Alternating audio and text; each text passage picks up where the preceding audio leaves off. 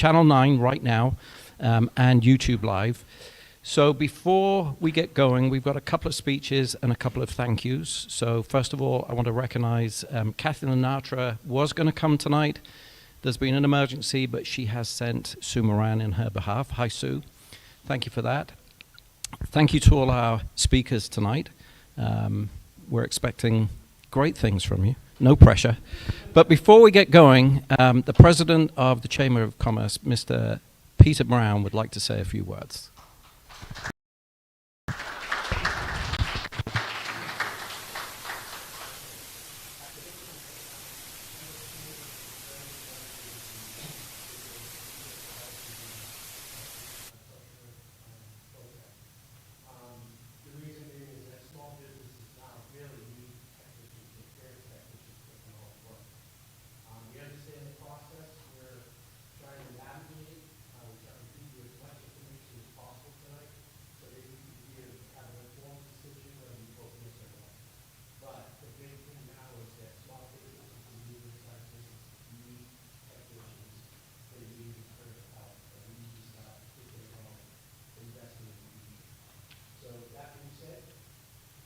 Sorry. Thank you. Does he need to start again? Yeah. Sorry, Peter. Great, because all that stuff that I wasn't supposed to say. All right, so thank you everybody for coming, and the Pembroke Chamber has been very instrumental this past couple of weeks trying to get as much information out there as possible so that you can understand and make an informed decision when we vote. Whether you vote yes or no, hopefully you get all the information that you need so you can make those decisions. I am very blessed to be here in front of you to do this. We're very lucky to have Fraser and all our officials here to be here and speak. So please be respectful, and remember they are recording. So when you are going to ask questions or speak from the floor, please be respectful. Now I'd like to bring up Bob DeBazzo, our past chair for the Pembroke Chamber of Commerce, to speak.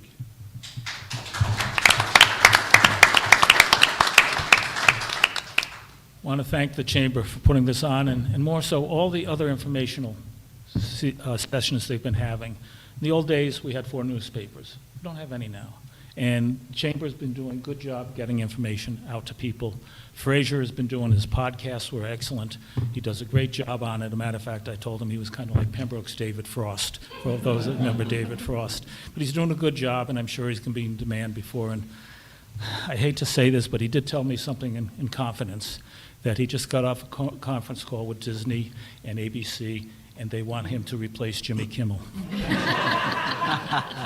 You'll do a good job. Excellent, in all sincerity. Stephen Colbert. Yeah. He's doing a good job. But he asked me if I want to say a few things about the library and the library project. And kind of just cheating a little, because I did a talk last night in front of the Selectmen's meeting. So I'm kind of going to read this again and a few little changes. But I'm Bob DeMarzo, president of the Pembroke Public Library Foundation. With me is Steve Curley, who is our treasurer, but also he's treasurer of the Chamber. And I find out he's also treasurer of local scene.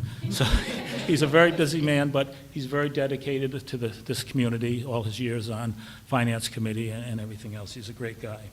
So I wanted to update everyone about the library and the children's room addition.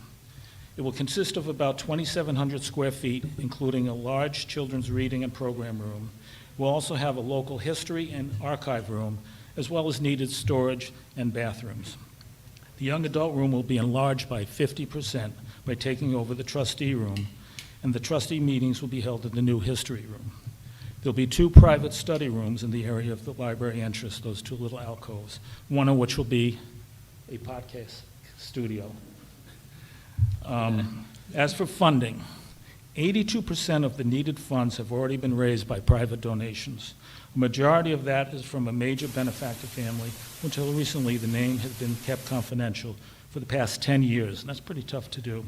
So it finally is leaked out.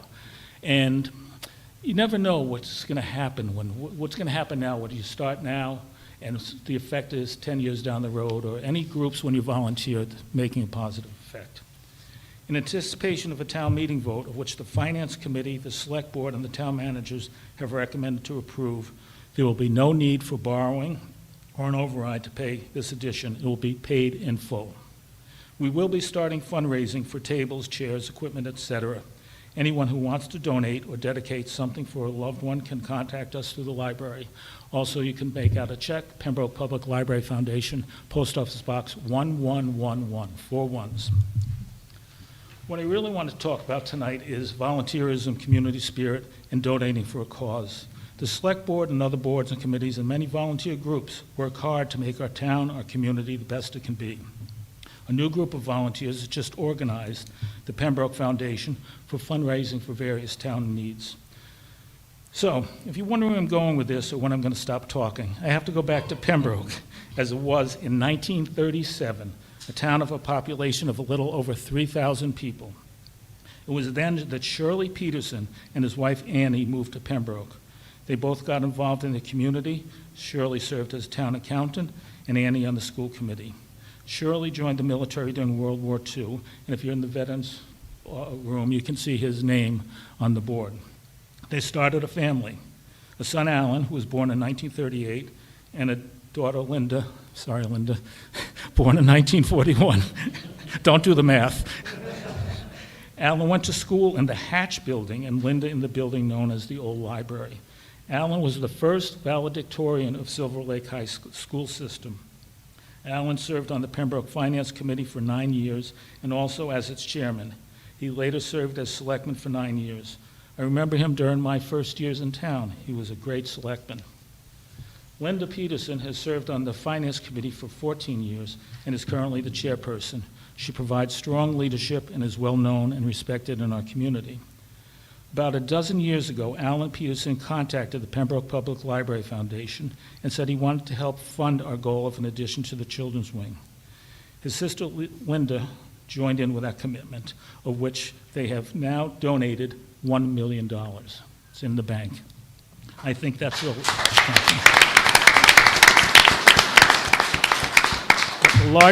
largest donation this town has ever seen in that form. And it's with that generosity and foresight that made this important addition to our community possible. Alan and Linda's commitment to our youth is overwhelming. In each of the past 3 years, they have funded a scholarship for up to $40,000 for each, 2 people in each school, a boy and a girl, Pembroke High and Silver Lake. Alan and Linda are proof that good readers become great leaders. They have shown that every one of us can make a positive difference one way or the other.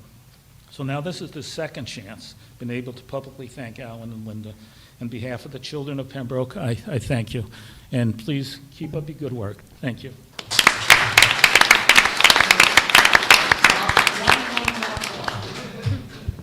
Thanks so much, Bob. This is not on the topic or the agenda, Linda, but did you want to say a few words or no? Would you like to say a few words or no? It's up to you. I don't know what I would say. But, Well, we are very grateful and we appreciate your donation. Thank you.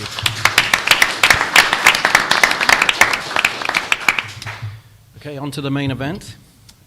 So today, let's just run through the agenda that we have. First, we're going to start. We've had the introductions, so that's part of the agenda done. First, we'll hear from Tom Hickey. Tom Hickey is the superintendent of South Shore Technical High School. It's a mouthful, but... We respond to anything, yes. Go Okay, so Tom will be going on first. Then we'll hear from Paul Villela. Paul is with the Carpenters Union and went through Votech education. So we thought it'd be interesting to hear from somebody who's actually gone through this process. Then we will hear from Aaron Obie, who is the Pembroke Schools superintendent. Finally, and not finally, but we'll then hear from the town manager, Bill Chenard, and then we'll open it up to question time, and we have 2 other members of the panel, Melissa Hooley and Sue Bollinger. Sue, you're on the school committee's Votech subcommittee. Yeah, I'm the liaison for the school. Right. Yeah. And Melissa, you're just a parent in town. I'm a parent, but I'm also on the exploratory committee for the Votech. Yep. Terrific. So we feel we have a good team, a good group on the panel to answer any of your questions. But let's start with Tom. Tom, you will be up first, and you're I didn't put your first slide on because it was just telling us how to get in touch with you. Okay. We know how to get in touch with you. So Great. your first slide is up. Fantastic. Thanks, Fraser. Good evening, everyone. Thanks for being here tonight. Thanks for watching at home, and I appreciate your interest in this topic. Your town has been very thoughtful about its future in vocational education, so I wanted to just cherry pick a few topics that I think make our school special. I'm deeply invested in this. I've been at the school since 1994 in a variety of capacities and have had an opportunity to talk to a lot of folks in our district about the importance of vocational education. If you all didn't think it was important one way or another, we wouldn't be having this conversation. One of the jewels in the crown for regional vocational schools is our ability to offer students cooperative education. Because of how we structure our school, students go to a week of academics, and they have a full week in their chosen vocational major. That eventually leads to students who, by the middle of their junior year, could be eligible to go on co-op. The statistics, I won't try not to keep turning around, but the statistics over my head here essentially tell you that co-op is very popular. We have a lot of students who work a lot of hours in their major, and they are able to earn money for whatever comes next in their life. It's proving to be a great opportunity for personal growth. What a way to emphasize soft skills, which we know you could be the best carpenter with no communication skills, and you might soon be the best unemployed carpenter, right? So you need it all, and we want kids to understand that early. And if your teacher starts sounding like Charlie Brown's teacher, wah, wah, wah, wah, put them out there, and let's see. And we have a great rate of return. Local employers are very happy. In fact, if you don't mind, Fraser, go to the next slide. We are already part of Pembroke. We're already part of this community, and we have been for a long time. I'm very proud of the fact that our co-op program only works because we have employers willing to partner. And so here are some recent examples of local employers from Pembroke who have hired our students, and we want to continue to grow and strengthen this partnership. We have folks on staff whose primary responsibility is to make sure that the co-op experience is a successful one. Not every student needs to go on co-op. We strongly encourage it. We think it's a great part of the four-year experience at our school. So that's definitely something, the way that we structure our school curriculum, that we're able to offer this to students. Thank you. Another jewel in the crown is that our students, while they graduate with a high school diploma, and while our academic departments take their jobs very seriously, and our shops do as well, they also leave with what we shorten and we call them IRCs. That's the jargon, industry recognized credentials. It's Diploma Plus. They're leaving with a credential that the industry recognizes as that they have obtained a certain skill or a bundle of skills, and that makes them more marketable on minute one, if not sooner, when they graduate. So for most of the program, for our programs that are represented here, in our new school, we'll be adding to this list plumbing and veterinary science, and ultimately you're either earning hours toward a license or you're able to sit for a certification. And this is what we've been able to embed in the program. Thank you. Yeah, and just to make sure that I'm not reinforcing the unfair one-dimensional stereotype, this is a list of colleges who have accepted our students in the past year. Doesn't mean they all went to these schools, but they applied and they had the transcript, they had the grades, they had the experiences to get in. So whatever the image of vocational education from, if you want to say back in the day, it was unfair then, it's unfair now, and hopefully most folks have put that to bed, that it's a terminal education, you got to pick one. World isn't like that anymore. And so our students are killing it in this category here as well, in terms of their ability to get accepted to schools, if they see that as the next step in their path. We also send kids to national competitions. One of them is called Skills USA. Kids at Silver Lake, kids at South Shore, regional schools all around the state compete. We've had success at the state level and the national level. Our horticulture landscape program has also been involved. On the next slide, Fraser, we have the Future Farmers of America, and they've done quite well. They just recently competed at the Big E out in Springfield and secured several awards. So we need to build more trophy cases. We got a carpentry shop that can take care of that, Paul. We're good. Right. We're good. But what a great feeling to know that when skills are put to the test, it's not MCAS, it's real world, and you've got to be the best. and our kids compete each and every time they're out there. Thank you. And then the last few slides, if you're looking for another return on investment, another way that the real-world curriculum shows up is that we partner with our towns. And while there's no one bullet above my head here that's more important than the other, but in every one of our communities, I am constantly asking our departments and our towns, where can we partner? Not only might we be able to deliver on building this, repairing this, clearing this in a way that's more affordable, but you are giving our students, younger than co-op age, if you will, the ability to do something that is real. You can't put 3 tires out of 4 back on the car, get a C+, and move on. The world doesn't operate that way. Kids need to understand that you're actually doing work for a nonprofit organization that doesn't have a lot of money, or a town department that could use some additional assistance when maybe the money doesn't show up at a spring town meeting. So on these additional slides here, thanks, Fraser, the next slide. Again, the list, the opportunities are endless. And because our little towns in our region do have to try to become creative when we talk about financing, whether it's private donations for a library wing or anything else, we are a player, we are a partner. We want to partner with our towns. If we're going to use supplies, we can have it be toward a project that's actually going to have durability and a lasting footprint in a particular community. So I would expect nothing less than, as we've just welcomed in Marshfield. We've got a long list of projects we're trying to work on, and we would hope to do the same with Pembroke should that come about. I think, Fraser, that's, again, the list goes on and on. Yes, you can look this over. We do a lot of stuff. And, yes. And this is an image of what our new school will look like. If you're familiar with South Shore, this is going to be on our athletic fields in the back. Same address. They're going to build it in the back. So starting this spring, they'll start to put in some construction lanes, and then they start work in June of '26, and we'll be open for the 28-29 school year, and we will be the perennial away sports team for the next several years. Anybody got a field? For several years, but that's sometimes the cost of progress, but that's what we're going to do. And I live in Hanson, so I'm through Pembroke Center all the time, and I'm quite inspired by the look of your community building. And so this has a farmhouse theme, which fits into North Hanover. So it's prefabricated concrete, but we're going to make it look, don't squint and you'll think it's a real farmhouse. But it's much more cost effective to do that. So anyway, that's where we're headed. 900 students. We've got about 700, just under 700 students now. Thanks for listening. Happy to answer questions when the panel is done. Thank you.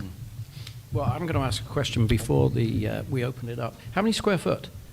This is about 250,000 square feet. It's about double. We have about 120,000 square foot ranch right now. Right. Okay. And does that double the amount of students? It would not. No. Well, it won't double it. What it does is it most importantly increases the square footage for our shops. Got it. Yeah. Got it. Okay. I think you actually did put another slide in there.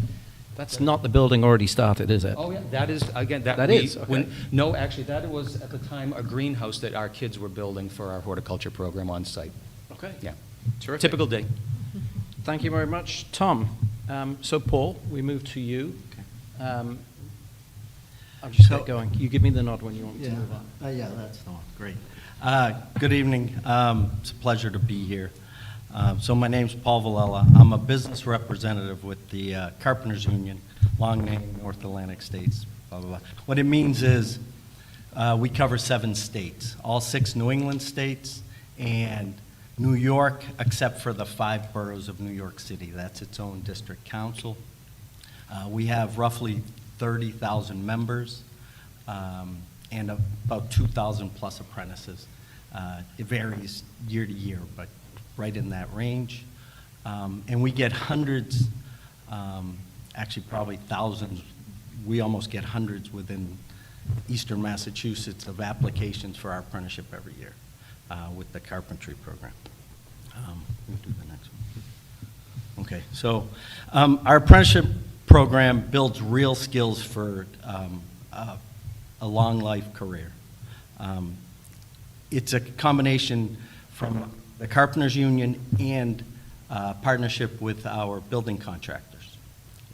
It's joint venture. It blends classroom learning with on-the-job learning. So what the apprentices do is they go to school for a week, 4 times a year, to get those industry certifications and learn like fall protection, safety things, the OSHAs if they don't have OSHA, and then on the job site is where they get the majority of their training. They get it from working under journey persons, foremen that help them learn with that buy-in from the general contractor or the subcontractor. The goal is to train the most qualified, versatile, productive carpenters. In our case, carpenters. The program works pretty much across the board for the building trades that we can do. So we train them, specifically in our apprenticeship program, we train them in residential and commercial carpentry. And we have specialty trades that their 4 years of apprenticeship would be just with those specialty trades. And there's floor covering, there's pile driving, and then there's millwrights. Normally, it's about a 4-year apprenticeship. It's hours-based, but normally takes about 4 years to become a journey person. Okay, so that top one I find important. Vocational and apprenticeship programs create real career paths for young people, especially those who don't see college as the right choice. Not for everyone. A lot of them do go from vocational schools to college, but when we get them, it's really good when they've gone to vocational schools, and I'll explain. So having the opportunity to go to a vocational school is important for our young people. Why? Because vocational school students get the foundation they need to be successful in the trades. They get the skills, the safety training, and the knowledge to be productive right from day one. They hit the ground running. They show up to the job better prepared, hands down, and it also makes them better applicants for our apprenticeship program, which leads me back to my first slide, which we get hundreds of applications every year. And just like any organization or any company, we're going to try to look for the best of the best because we can't take in everyone. So we're going to try to pick the best ones that we think will be successful to be our members. Hands down, year after year, participants who've gone and graduated to vocational schools, hands down, make it through our apprenticeship better, more productive, and end up making great journey person carpenters. I'll give you one example from a South Shore Votech graduate from years ago. His name is Keith Rice. He's one of my stewards, and if you don't know what a steward is, he's the union representative on the job site. He's a working carpenter. Usually works right within where the foreman, all the carpenters are working. But if there's any issues on the job or safety concerns or anything, that's who people bring it to, and then in turn, he would either resolve it or contact me or one of my colleagues. Anyways, it's a job that takes being intelligent, because you have to understand our contract, our collective bargaining. You have to be articulate in order to explain and talk to superintendents, project managers, and just carpenters in general. And you have to be a qualified carpenter, a very versatile qualified carpenter. So Keith graduated years ago from South Shore Votech. He's our steward over at Quincy Public Safety Building. Anyone who's gone to Quincy, headed towards Wollaston Beach, you've hopefully seen that new large public safety building, $100 million building that's being put up, public safety. It being built by Suffolk, one of our big signatory contractors, who will actually be building South Shore Vocational Tech, our premier contractor, in my opinion. But he's there. He's been there for a year plus, year and a half, however long it's been, and he's just so well-rounded, and he's a graduate of this. And with that story, there's hundreds, if not thousands more throughout the, the Commonwealth through vocational programs. So I'm obviously in favor of them. I sit on the advisory board for the carpentry shop at South Shore Votech. Their instructors are top-notch. One of them, Ed Costas, was a former member who chose to become an instructor. And they're, our young people are in good hands at vocational, and then hopefully we get to grab some of them afterwards. So I'd be happy to answer any questions that anyone has. Thank you. Thank you, Paul. So we've had the selling part of the presentation, the Tom and Paul. Erin, I'm sorry, you're going to have to do the finances. No worries. Okay. So I have been fortunate enough to give this presentation maybe 5 or 6 times, and there's plenty of familiar faces in the audience. I just want to clarify that I always use the same slides so that the message and the information that's being shared is consistent across all of those. I've never been joined by anybody else that's presenting, so you will see some overlap between what Tom shared as well as what I think Bill is going to share, so I won't spend a ton of time on that. But one other point of reference is, yes, you've heard a little bit of a sales pitch from Tom and Paul. As a public employee, I will not be making a sales pitch. I will just be sharing with you factual information and hopefully be able to answer any questions that you have related to school enrollment, our current course offerings, and those type of things. Terrific. So I'll kick you off. If you want to skip any slide because you feel it's duplication. I think you're already ahead, so we're good. Looking at the education offered at South Shore Tech in comparison to Pembroke High School, our philosophy is always educating the full child, and that doesn't just mean academics. It means extracurriculars and sports offerings. On this slide, you can see, in addition to academics, South Shore Tech clearly has the vocations that Tom outlined, but they also have very similar offerings for our students as far as athletics and extracurriculars, making sure that students feel connected to the building that they're in, whether that building is Pembroke High School or South Shore Tech, was a very important piece to our research when we were. Sorry, I just need to move this closer. Sorry. So just making sure that there was ample offerings for students, whether they were attending Pembroke High School or South Shore Tech.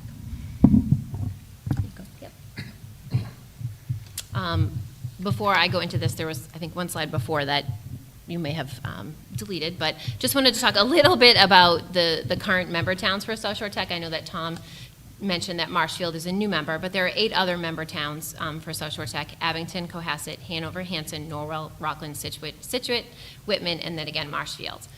From that list, you'll notice that Pembroke is clearly missing, and there are 3 other South Shore communities that are missing: Hingham, Duxbury, and Hull. We are the only 4 communities that are not currently part of a regional school district for vocational education.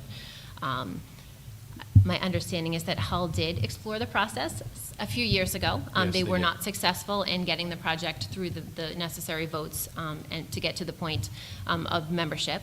We have had some conversations with the superintendent both in Duxbury and Hingham. There's nobody in the pipeline at the point we are in, but there is some interest, I believe, in Hingham as well. So that there's a new superintendent in Hingham, and she did reach out to kind of learn about what we did, what worked, and what didn't work. But at this point, Pembroke is the only one in the pipeline, right? Correct. So I have been in Pembroke for 15 years. This is my 11th year as superintendent, and in my time here, there has definitely been some ebbs and flows in historical vocational enrollment. There have been times where we've had up to 86 students enrolled, and times as close to this year where we have, I think we'll have 19 for this current school year. So again, there's been some changes to the admission policy. There's been changes in access just as far as interest from member communities. And consistently in the past 15 years, we have talked as a school district, both internally and at the school committee level, about what can we do to explore additional offerings for students, whether that's offering programs at Pembroke High School, whether that's partnering with local vocational schools. I know a few years back, Tom and I met with Josh Cutler and talked about joining way back, I think in 2013, I think it was the time that we last spoke about that. So these have been ongoing conversations, but I do think the change in the admission policy has really forced the issue for us in Pembroke, and there is really very little to no access for our students currently. Sorry, Erin, do you mind if I just ask a question? Because I think it's important. You put up a slide here of the last 15 years of admissions. This is Pembroke. This is the number of Pembroke students enrolled in each of those schools for those subsequent years. Why are they going away? Why are they no longer, do they still have access to these? So they still have access to the agricultural schools. That has not changed. Okay.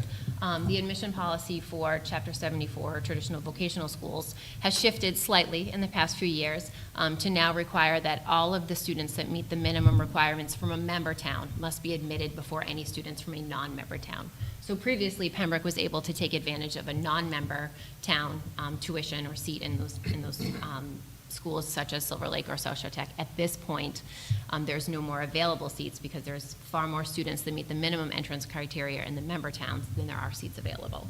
Okay, I think that's worth clarifying. Thank you. Absolutely. Next slide. Sure. So it's not just about the students that got in. For us, it's looking at what is the interest, what number of students in our current 8th grades have been looking to get into vocational school. And so you can see there's been a pretty hefty interest for our students as we've gone through some of the years post-COVID. It has increased definitely more. The past couple of years, fewer students have enrolled because that they know that there are no seats. But generally, we are seeing an interest from about 20 to 22% of our 8th grade students looking to apply to an alternate type high school education.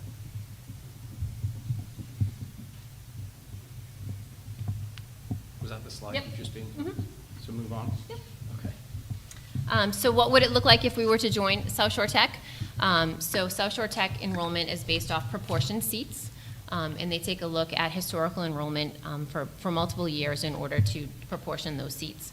I know that Tom did mention that the new building would open in the fall of '28. We are looking to join in the fall of '27. So that means our first group of students would be entering South Shore Tech in the old building. So we have talked with Tom in the regional committee at South Shore Tech in trying to figure out how could we get students in the fall of '27. And at this point, for that class and that class only, we'd have 10 seats.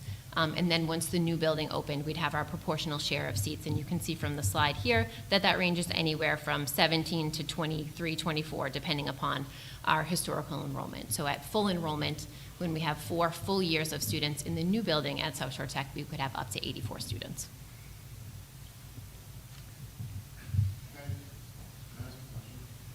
Can we wait until all the presentations are done, and then we will have open question time at this mic, so I'll call upon you. So the process for Pembroke to join is a 3-part process for us here. There would be one vote that would be happening this fall, and that vote would be to enter into a regional agreement with South Shore Tech to become a member town. And then there's 2 parts to the funding piece that would happen in the spring. Part 2 of the vote is a debt exclusion override for the beautiful new building that Tom showed you the rendering of. And then Part 3 is the operational override to fund the costs associated with sending students to South Shore Tech. We currently have 0 students attending South Shore Tech. Again, to build that up to 84 students would require some additional funds in our operating budget. So here we are, Part 1, the fall of 2025. So we have been working with the Regional Planning Committee. That includes myself, Bill, Melissa, Sue, some of our building principals. Tom visits us quite frequently to share his expertise, to really work through what changes would need to happen to the regional agreement in order for it to be worthwhile for Pembroke to join. So figuring out what is our proportion of seats, what is our share of the debt, what does it look like to buy into their stabilization, how new debt is assigned, how capital costs are figured out. So all of that translates to a multi-page document that we have been working on for the past couple of months. That document then goes to the Department of Elementary and Secondary Education for approval, and then each of the current member towns will then vote to see if they would like Pembroke to join. So our Part 1 vote is scheduled for October 21st. I believe it's Article 6. Yeah, I think you were renumbering last night when I listened. So Article 6 is asking the town of Pembroke if they want to join South Shore Tech. And by join, we mean enter into a regional agreement. By doing it in the fall, it allows the other member towns to have their spring town meetings and ask their voters that same question. Are you interested in Pembroke joining? Sorry. Yeah. What are the chances of them saying no? The member towns rejecting our request to join? You would need 6 out of the 9 communities to say yes by a simple majority vote at town meeting, plus of course, Pembroke. Yeah. Chances, I would, our regional planning subcommittee is recommending this to our full school committee, but otherwise, I would be Yeah. In our let me get my crystal planning, ball. right, in our planning committee, we've talked a lot about how to package it in the way that makes the most sense for those that are currently member communities, right? If you are a current resident in Hanover or in Hanson and you have access to 35 seats, and Pembroke joins and you're only going to have access to 32 seats, how does that feel? When you're then told your share of the building project is X, but if Pembroke joins, your share would be Y. So really trying to figure out the best way to package it. And I think what we kind of came up with as a group is that timing our admittance with the new building is very helpful. Also, as each of the member towns are starting to talk about the debt exclusions necessary in their towns for the building project, it's helpful to say, by bringing on Pembroke, 10.17% of the debt share will go to them. So giving them a little, I think you call it a haircut, Tom. Yes. A haircut on their building project. It's a luxury for me to talk about that, yes, haircuts. But we did the same thing with Marshfield, Fraser. We also, when we were bringing this building project to our communities, Marshfield was just joining, and that was part of the calculus. It was, these are expensive projects, and so bringing in roommates to help pay the rent isn't a bad idea, because it's not just about the building. It is also about having partners to sustain operating budgets, to grow a building with staff and shops and equipment, et cetera. So the focus is the building, but the long game is having enough partners from our region to support operating budgets as well. Got it. Erin, do you want me to move Yep, on? next slide. So the next two votes would happen in the spring. The first vote, I think, is pretty self-explanatory. It's a debt exclusion override for our share of the building project. We did, the last time we ran our numbers was the spring of 2025, and I think Bill's going to talk a little bit more about the debt piece, but at that time, with the estimated project costs that Tom had, our share of the building would be about $20 million. So taking a look at interest rates, and I do understand and appreciate that those fluctuate over time, again, something in Bill's wheelhouse that he's going to talk about, we calculated the increase to the tax base on the average household to be anywhere from $156 to $168 for our share of the debt associated with the new building. The next slide is the third part of the vote, which is the operational override. So as I said, there are costs in addition to the new building that we would be incurring in order to send students there. We are currently not sending any students there. Again, at full enrollment, we could have 84 plus students there by the fall of 2033, I think is the math there. So really needing to build that back into our operational budget, the cost associated with some of the tuition pieces. As an established regional school district, South Shore Tech has a stabilization fund already. We would need to buy into that stabilization fund as well. And as capital costs start to arise after the new building, we would then that would be built into our tuition piece. So making sure that the operating budget for Pembroke Public Schools supports sending students to vocational education while still supporting the students that are enrolled in Pembroke Public Schools.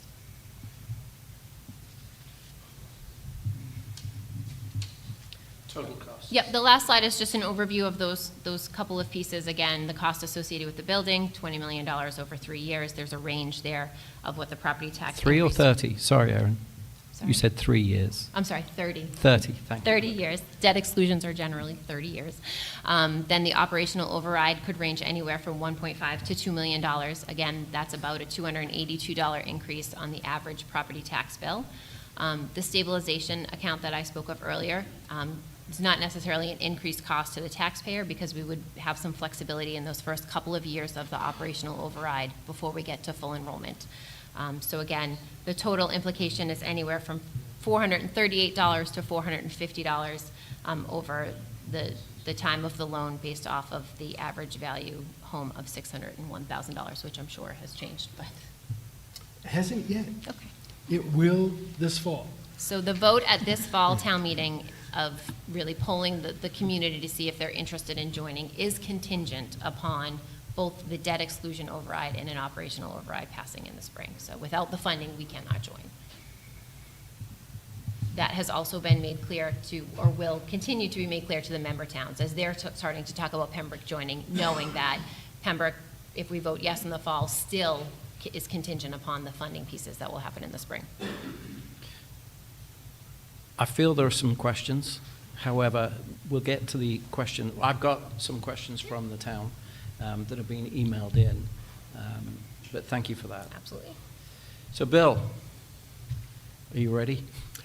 I'm always ready. Okay, I'm good. going to actually walk around, though. You are? Yeah, I like to walk around when I speak.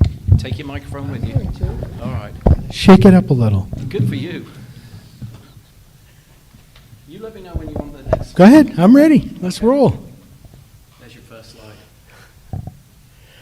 So just a quick overview of what I'm going to talk about. I'm going to basically dive in a little bit to the building construction costs and how that affects the debt curves.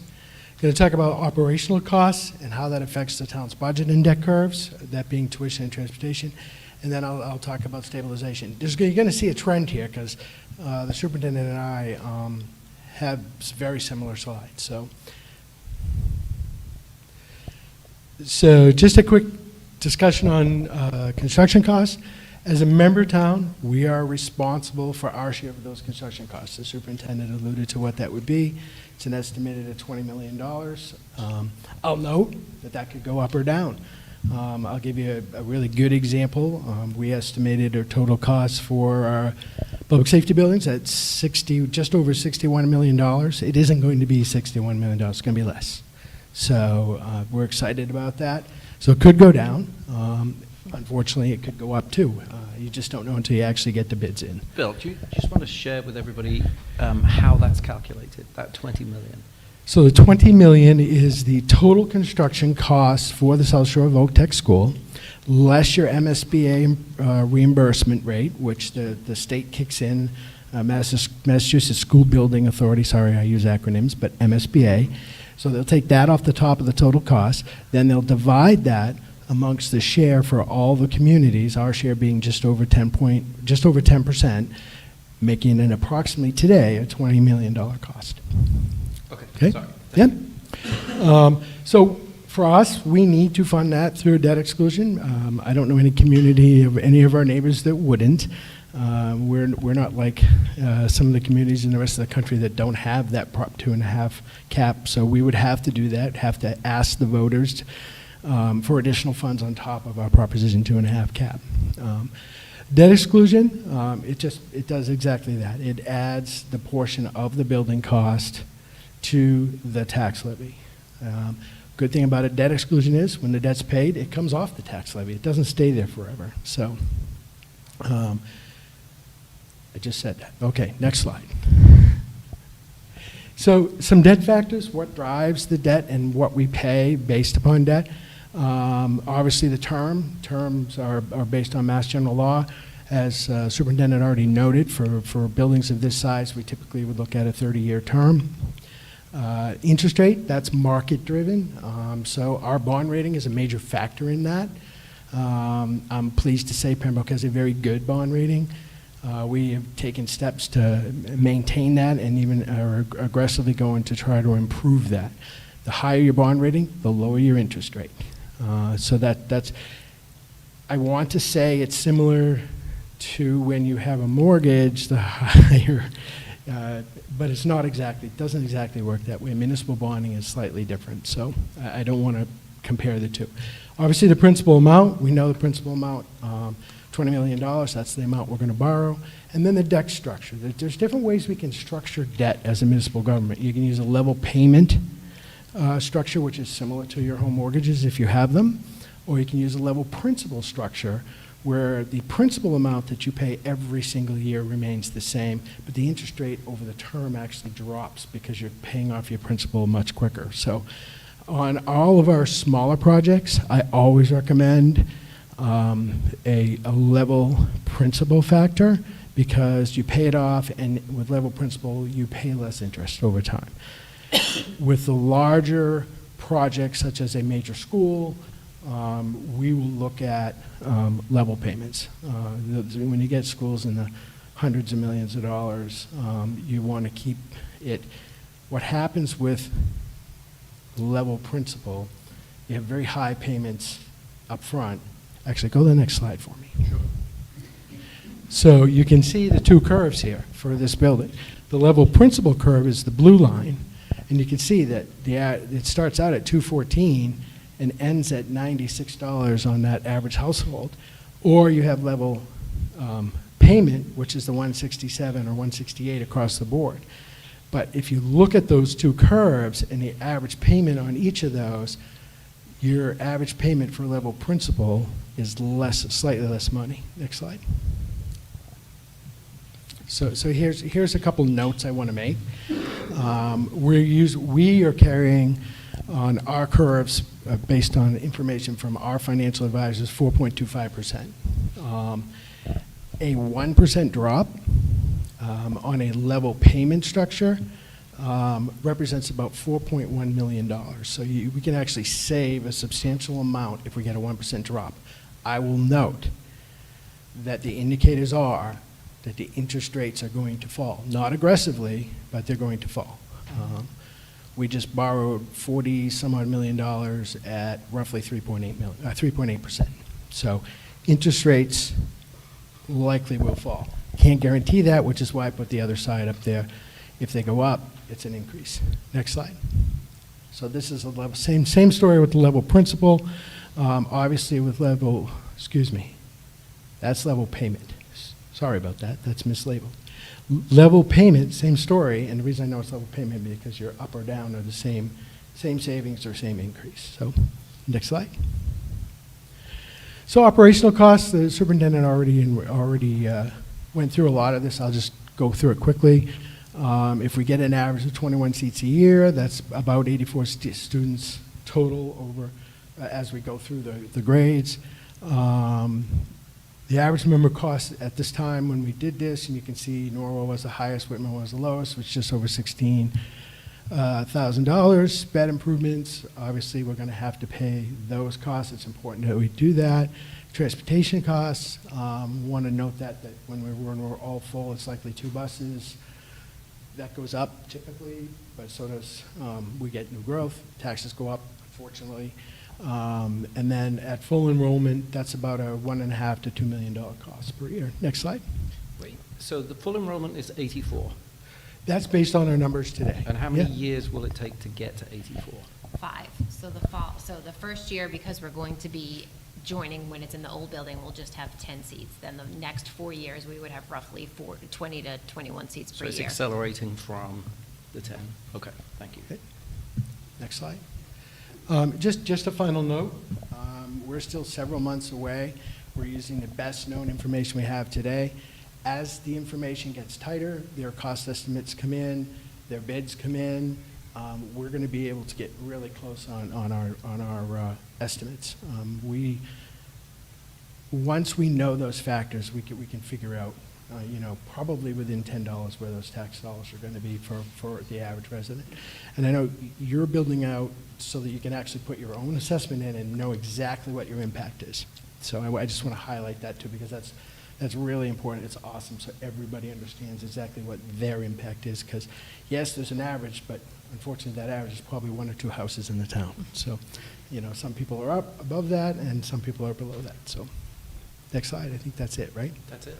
We are at this slide. All right. You can take your seat. Thank you, Bill.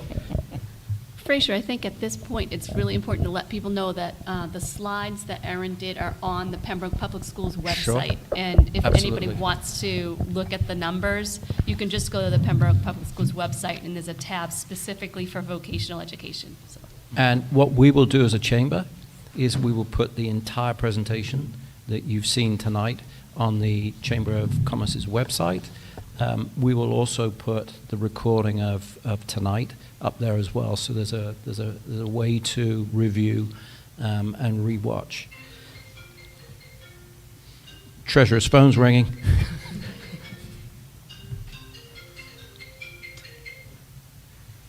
So this is question time. This is your opportunity to come up to the mic and ask the panel any question. But before we introduce the opportunity for the members that are here tonight, I just want to run through the questions that we've received on our website and just fire these off at the panel. So the first question is, what happens to Chapter 70 if, and I'm guessing, I haven't edited these questions, this is as they came in. I have worked with whoever was sending in the question to say, can we have more clarity? However, so if the number of students attending the vocational school, so I think I understand that question, do you? Sure. Okay. I think I understand it. So can you answer it? So when students enroll in a vocational school, they're still Pembroke students, so they still show up in our Chapter 70 formula. The way Chapter 78 is determined, the base for that calculation is your foundation budget and your foundation enrollment. Those students are still part of our foundation enrollment. Therefore, our Chapter 70 calculation includes an allowance for those students that are attending vocational school. So I do not anticipate a very large change in our Chapter 70, even at full enrollment. So I have asked this question of Bill as well. So when we get full enrollment, we have 84 students attending. I think the question is, do we lose the funding for those 84 students from the state? No, so we still get the funding, but then we're transferring it to... Our share of cost is then figured out. It's never, my understanding is it's never exactly what the foundation enrollment formula says a vocational student tuition would be, but that is worked out through the local agreements, and that is assessed to us as part of our local assessment. So the funds still come to Pembroke, and then we give them out to South Shore Tech. Is that your understanding, Tom? The Chapter 70 formula is extremely complicated, but if you were to go to the DESE website and search for Chapter 70, you can find a municipal page, a page for each municipal. This is Pembroke's. Yeah. And Erin has Pembroke. So if you looked at any of our other member communities, you would find a breakdown of what Erin was talking about. You'd see the vast majority of the public school kids in Town X are in the home district. Right. And then there's a sliver. We have a column for South Shore. And so over the years, we've tried to find some ways to be able to break that down. But essentially, it will show you what is Pembroke's ability to pay toward public education. That's what the foundation budget does. And at a minimum, then the formula says, okay, this is how much needs to be spent on public education, how much will be covered by the local municipality, and how much will then be backfilled with Chapter 70. Having students enrolled in vocational schools, the Chapter 70 formula anticipates about it changes, but there's probably about a $5,400 per student difference. I'm throwing numbers at you, but what I'm saying is Higher or lower? Higher. Right, More, okay. right, more expensive. But that is what the state factors in, and then they backfill with aid what the town's ability to pay is. That's why if you looked at the per pupil cost for our other member towns, you would see a wide range. You might see some per pupil costs $11,000 or $12,000 a student, and others getting closer to $19,000. That's based mostly on the Chapter 70 formula. When you get into things like paying for capital or transportation, those are based on student headcount, which has nothing to do with the formula. So there's more to be. There's certainly, this is a separate form just on Chapter 70, certainly, but the numbers are there. It certainly takes some time to tease them out, though. Okay. If this is voted in, will the property taxes increase to join I'm guessing that's South Shore Votech, take effect around the same time as the town's safety buildings tax hike to Pembroke homeowners? So I guess that's for you, Bill. So the answer is some of it, but most of the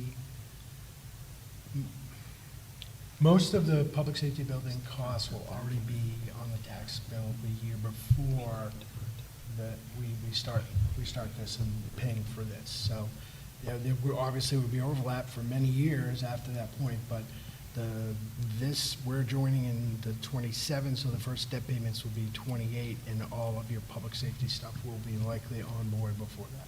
Those projects will be completed. Right, but there's going to be like a 3-year overlap. Public safety will kick in 3 years before the South Shore Votech kick in. Public safety's kicked in already. Kicked in, right. We've borrowed $35 million for the public safety building. We're anticipating we'll borrow likely another 25 and a half. So it's already kicking in. We'll borrow the rest of that likely next year, and then after that, we'll borrow the South Shore Votech, and the payments will be first payments that I anticipate for South Shore Votech, because there's a period in there, will be the end of 27, 28. And Right. do we have debt dropping off as well? We have the. And I'm talking fiscal years now, not calendar years, Sure. because we budget and do everything within a fiscal year. And yes, there is debt dropping off. That's the school roof, is it, Sue?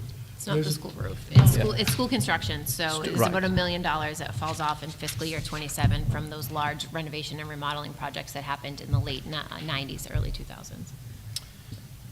exactly. You're coming back, right? Yeah, okay, good. So, yeah, so to the 27-28 period, it's just over $1 million. It's actually about $1.5 million. So I would imagine most residents would like to know what you think the number is. What I think the number is? Right. For So we've what? got $450 tax increase for Mhm. South Shore Votech initiative. Then we've got, what can you tell us about the tax hike? They said tax hike, tax increase for this public safety building. So we had originally estimated, I forget the exact numbers, we are currently estimating just under $600. 600 Just under $600, yes. for the public safety building. Yes. So plus. On that average household.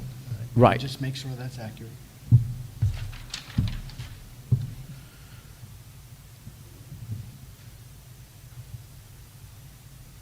So, yes, when we're fully ramped up, it's just under $600. So we're looking at Is the over current $1,000 per household for the initiative of the public safety. And I'm not trying to decide or sway anyone, but South Shore Votech, public safety, $1,000 a household.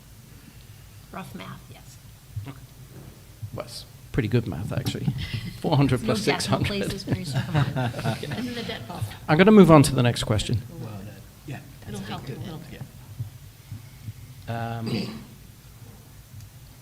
So this question, I don't know what the question is, but it says, please make it clear, the bottom line has not been accurately determined as Hanover is not bonded. I think that's the point that Bill was making, is that the construction costs are not finalized yet. We do know that our share of the debt will be 10.17%, but we just don't know what that total number is yet. Right. And just to be sure that we're accurate, Hanover is bonded. There isn't a bond out for South Shore Votech because they haven't bonded the project yet. Okay. Correct. Okay. Well, I don't actually know the name of the person that asked that question, but I'm sure if they're watching tonight, that's been made clear. If Pembroke were to buy into South Shore Votech, is it my understanding that the first 4 years only, approximately 14 students a year will be accepted? Out of those 4 years, only then will we get the number of students accepted going to the estimate. So I think that question's actually been answered. Right, and just to clarify, for the 27-28 school year, it would be 10 seats because they're in the old building, and then as we move into the new building for the fall of 28 and moving forward, we would get our proportion share of seats, which based off of our historical enrollment is anywhere from 20 to 21 or 22 seats, getting us to the 84 once Got we're it. in the new building. I thought I saw a high of 23, but. There was 1 year that it was 23, yeah, but Yeah. that's a multi-year rolling effort. Yeah, that analysis was taking a look at current K-12 enrollments and pretending that those cohorts of students would be frozen in time. So Yeah. it's trending. I think the numbers are trending. It's not exact. And we have some communities that don't use all of their seats, and we reapportion open seats. So where there are communities with excess demand, there's an opportunity to spread that capacity back to towns that have excess demand. Terrific. Thank Including you. the first year, there might be 1 or 2 seats, right? That's correct. Yeah, so. Okay.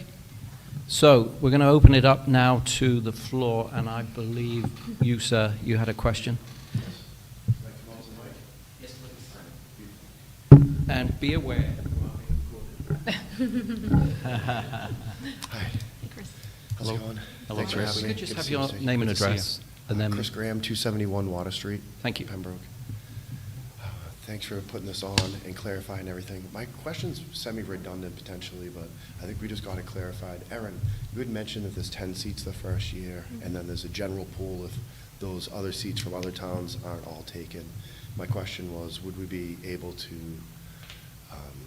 pull from that pool? Yeah, so in that first Yes. year, the regional agreement states that we would be available to scoop up any seats based off of the formula that weren't used by the member town. So in reality, that's potentially maybe 1 or 2 seats, depending upon how many extra seats are left on the table by a Cohasset or a Norwell.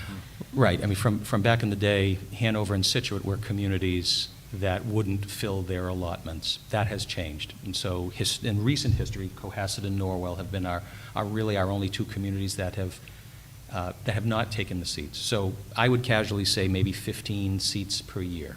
And to Erin's point, we have a very detailed system for how we would reapportion that. So I would say the outside line might be you pick up 1 point something, rounded to 2 extra seats. Okay, great. Yeah. Thank you.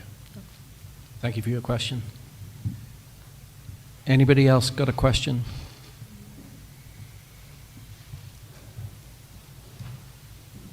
Welcome. Hi, I just wanted to clarify. It's an anticipated $450 per year added tax bill per year specifically for the schools. For the school piece, the whole thing encompasses. So when we break that down to 84 students, that's an actual cost of $5.87 per student that we're investing as individuals by house. $6 per household we would be investing to get to that $450 tax. That's not a lot of money. If your for the house is worth education of our $600,000, future. if it's Okay, worth and if more, it's you pay less, more. then If you it's pay, less. is that correct? Have I got that, understood that correctly? I didn't hear you, Fraser. So Sorry. I heard that's her. for the average home at 601,000. Correct. If your price is, if your house is worth less or more, Less or more. it goes up or down.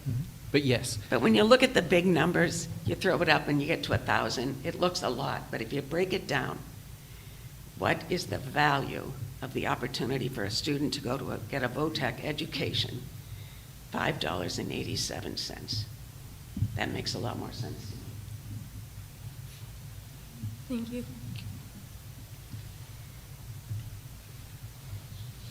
I'm sorry, I forgot to remind you to give us your name and address, but no, you've already spoken, so that's fine. Okay, I'm sorry, Jean Comfort, 29 Adams Ave. thank you very much, Jean. Hi, good evening. My name is John Cody. I live at 238 Oldham Street. I think everything that's going on here is great with what you're looking to provide to the children here in Pembroke. I'm a business rep from the Sheet Metal Workers Local 17. I'm a graduate of Blue Hills Regional High School. I grew up in Braintree. I've been in Pembroke for a few years now. I have a child that is in the Pembroke school system now, freshman in high school. I have no benefit whatsoever having my child already in it now, but this is an opportunity of a lifetime for anybody that is going to get into the construction trades or the training unions, open shop, mom and pop shops within the town. I've had 3 jobs in my life. I delivered newspapers, I pumped gas, and I've been a sheet metal worker for the last 34 years. This is an ultimate, very small sacrifice for the taxpayers of this town to take care of our children. So I thank you and I commend you all. And actually, I speak to the metal fab kids at South Shore Votech every year, and all the trade schools. That's a very popular. through Isn't Metal Fab very Very, popular? one of our most Diamond, popular. Bristol, Plymouth, every school in the state. Also on the Somerville Advisory Committee for the CTE program there. So it's very important to make sure that these kids have the training. There is a workforce shortage of people that can still build. I mean, AI is not going to be there they're not going to build you buildings. We still need workers to build the buildings. As I said yesterday on WATD, AI can't twist a wrench. No, absolutely not. Not yet. Thank you very much, and I appreciate your time. Thank you. Thank you.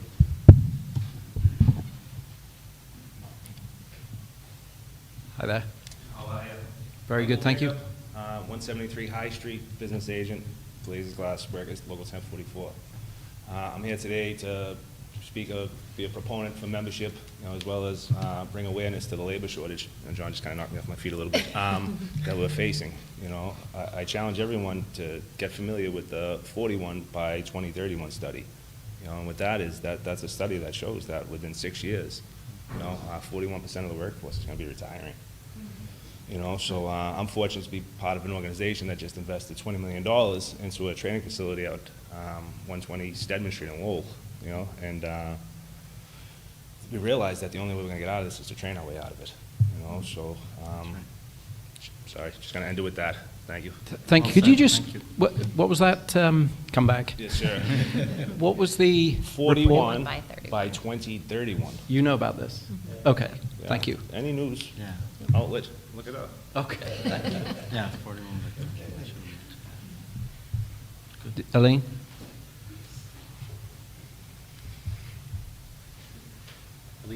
Eileen Flashman, 23 School Street. Erin knows what I'm going to ask. So yes, when you talked about in your section about the operational override, had a range of 1.75 to 2 million, but you only had one amount for what would be. So what's the range of that truly? It's the $2 million, so it's Oh, so the that's high the 2 end. million. That's Okay, the worst that's case great to know. scenario. Yep. That wasn't clear. Thank Yep, you. sorry. I wrote down that I was going to say it either. Hi, I'm Tony Leonito. I live in Pembroke. This will pass. In order to convince us to vote this in, you have to answer a couple of questions. Are we going to have a penalty for pulling out of our existing system with Silver Lake? If yes, just let us know. The second question is, if we're allowed into the community, I think we'll be the 10th community? Okay. Correct. So will our share of the new construction be 1/10 of that? Or are we buying into some of the equity in the old building? Let us know. Don't hide it, don't mask it. And then when we're done with paying that off, do we still have the same number or an equity share of the placements as compared to our sister towns? And if that can be all answered and let us know openly before we come to a vote, you're going to have a lot more cooperation. Because a lot of people want this, we need this, but we don't want another system created that we escaped to create our Pembroke Community School System, where we shared 3/4 of the cost with 1/4 of the say-so. So that's what drove us to create Pembroke Schools. So if you can come with those answers, that would be great. I could tackle number 2. Go ahead. So debt.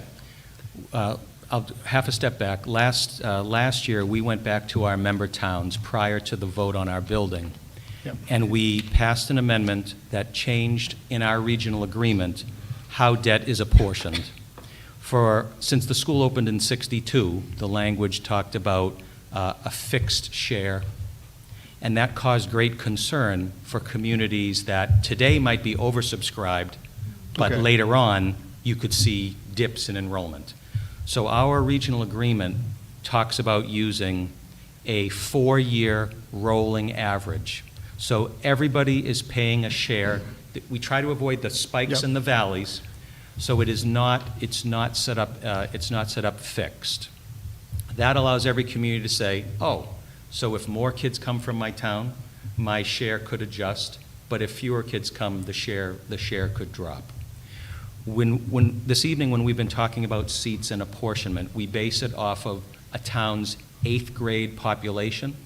And so that's what really the fluctuation that can be built into this. So there's probably a way to explain that in fewer than 1,000 words, but we are addressing it with great specificity so it's clear in the regional agreement how exactly this would be calculated. And it spells out that, if I was summarizing it, I'd say over time, it's based on a 4-year rolling average. Fixing it is a concern to most of my member communities because no one can guarantee the exact share. And so when someone's paying 21% with only 16% in the building, that gets old very quickly. And so we've created this flexibility. We don't want volatility 1 year at a time. Oh, there's a big crop there. But a 4-year rolling average massages those numbers out, and that was met with unanimous support when we changed that a year ago. Is the construction project going to be managed by a building committee by the member towns, or how's that? Yeah, typical MSBA project in the sense that there's a required school building committee, which we've had in place now for a couple of years, going through feasibility, et cetera. Okay, And the eventual, just to quickly comment on governance, our regional school committee is an appointed regional school committee. The select board in each community appoints one member. It's one town, one vote, 3-year term, appointed by the select board. Good. And there might have been, in terms of when we're done paying off everything, what's the deal with the share? If we continue to base everything on proportional enrollment, then that will not change. It truly will fluctuate based on, is there a spike or a dip in enrollment in the given community? Thank you. Thank you Sorry, for your the first question, sir? Regarding I think Silver you asked if Lake. there was a penalty, right? If there was going to be a penalty to Yeah. get out of our current agreement? And we don't have, Silver Lake. yeah, there is no current agreement, so there's no penalty because there's no current agreement. We don't belong to any other district, it's just Pembroke. Thank you, because that's, we don't like surprises. Yeah, Right. absolutely, yeah. So, I've got two questions for you. Sorry, people, if you were hoping to get in front of me. The first one is, so there's a building committee that has a member of the select board of each town on it. Is that right? Did I A understand? regional school committee? Yeah. Where there's one member from each town. Yeah. Appointed by the respective select boards. Okay, who is our, do we have? We're not a person? member yet. When you're a member, you get a seat at the table. Okay, all right. And the other question I was going to ask you is, so I think Bill said it's just under 11% is our share of the build. Just over 10.17%. Just over 10. Just over 10, okay. Is 84 just over 10% of your student population? Because I think that addresses the question that came from The gentleman. number, the 10% is what we would be projecting over time. Okay. We're a school right now of just under 700 students. Right. There is no way that, and I've said this in many forums as we were going towards the project, just going back to the operational piece, could we put 900 kids in a building the next day because of interest? Absolutely. Is it affordable? Absolutely not. It is going to take a responsible and targeted ramp-up of increasing operating budget. So if we get to 900 students, the 84 that we're all talking about, all of the town's numbers would actually get to increase proportionally. But right now, if we're using today's numbers, that's what you're hearing. You're hearing a number that's slightly, 84 would be slightly over the 700 or so students we have. So again, we can't predict what the future trends will be. But if we could become a school of 900, and I told you that Pembroke was about 10% of that, that would be 90. So we're dealing with, we can only use the numbers that are like right in front of us, but if folks know that it's in proportion, that's the model we've used with our towns for years. The question was, are we going to see proportionate spend and students? Yeah, I'm happy to say we're one of actually the few vocational schools in the Commonwealth that actually apportion seats. Most of the schools don't have an apportionment. I've always felt that it gives each community a clear return on investment. Mm-hmm. There's I pay for this building, I want my zip code to have some access, as opposed to one big bucket. So that's worked for us for decades, and I see that continuing. Appreciate it. Thank you for the answer. Any other questions? No? I know you've got some questions. But okay, so let's wrap this up. We can get out of here earlier than we anticipated. I want to thank all of our panelists. Sorry, Melissa, you only got to ask that one question. But Melissa Hooley, Sue Bollinger, Bill Chenard, Aaron Obi, Paul, you can pronounce it, Villela, and Tom Hickey. Appreciate you coming, and thank you very much for a round of applause, I think, for our panelists. Thanks for having me. Thank you. Just a quick note also, we should say thank you to the local scene for broadcasting this. And we never actually mentioned the techs that are doing all the work. Keith is our cameraman. Chris is the audio. He's not going to come out and say hi. Chris has been great. He does all of the audio editing in the audio suite when we're doing the weekly podcast. So Chris and I get to know each other quite well. So I want to thank you two for your time and doing what you do. And thank you all for coming, and thank you for everybody. I don't know where the camera is. Oh! And thanks to the chamber for hosting this. Yep. Thank you.